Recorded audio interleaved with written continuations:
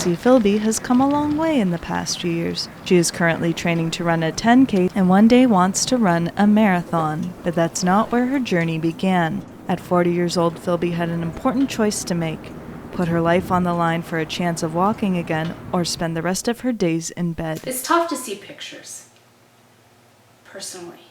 I didn't know it then, but I was sick. I wasn't healthy. I wasn't living life. I was existing. To this day, Filby refuses to tell anyone her before weight, including her personal trainer. However, she says it was well above 200 pounds and kept her from enjoying life and performing her duties as a nurse. At the gym, a lot of people don't really know her story because Nancy's kind of a quiet person. She doesn't really bragging about it, but I told her she has to start telling people about this because it's unique and it's special.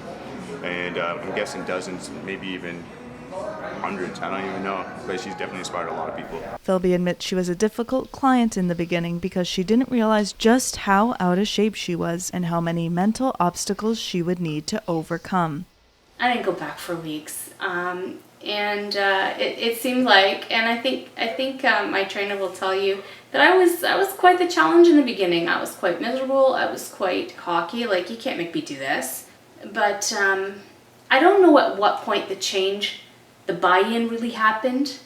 I can't really put a finger on when the buy-in happened, but it happened. Filby started running again and visited her gym regularly, and it wasn't long before she started seeing results. All of a sudden I thought, oh, I feel different. Oh, my clothes are fitting a little bit differently. I was ready. I was prepared. I was going both feet in. And that's when she nearly lost it all. After injuring herself at work and taking a few days off from workouts, she found herself less and less mobile, and then the pain set in. It was horrible. I saw the neurosurgeon within a very short amount of time, and his words to me were, I don't know if you're going to walk again. I will give you a 70% chance that you might walk again. And here's the list, as long as my arm, of the risks of the surgery. Her surgery was a success thanks to her new fit body and early surgery date, but still her doctors told her there was a good chance she would never run again. I remember waking up from surgery, and I know the nurse thought I was absolutely crazy, because I remember cognizantly thinking, hey, I'm awake. Hey, can I move my foot?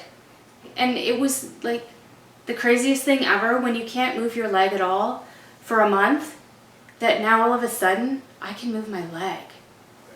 And I think it was at that point that I decided, you know what?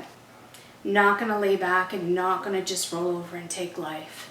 I'm gonna go live it. Now, after losing nearly 100 pounds in 5 years, her courage and determination are inspiring many people around her to make a change. People say there's no way. There's no way you were paralyzed. There's no way you couldn't move your leg. There's no way that could have even happened to you. Look at you. You're physically fit. You're bopping here, bopping there, moving around. You go to the gym, you work out, you run. How is that possible? And sometimes you just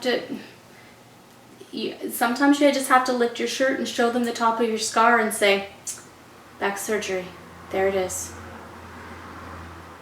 And there's so much more that I can do to help people. And how do you feel about that? Bring it. Bring it. I'm up for the challenge. For MediaPlex News, I'm Taylor Busch.